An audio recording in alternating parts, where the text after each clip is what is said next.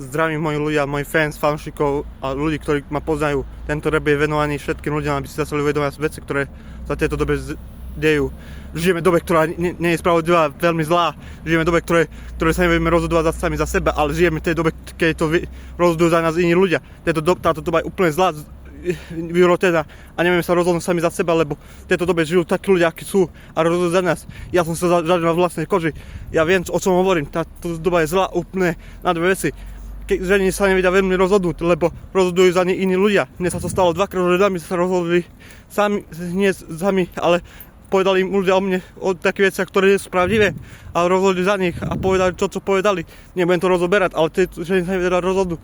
Ženy nie sú nevyspytateľné, ženy sú tieto dve zlé a budú zlé a tak, hovorím pravdu. Ja viem, o čom hovorím, toto čo narávam preto, lebo viem, že som to zažil na vlastnej koži. Zosaďme si tie ružové brýle a dajme ich dolu a začneme veriť tieto veci, čo sa tu deje okolo nás. Táto doba je zlá a nevyspytateľná. Pozdravujem kráľ pre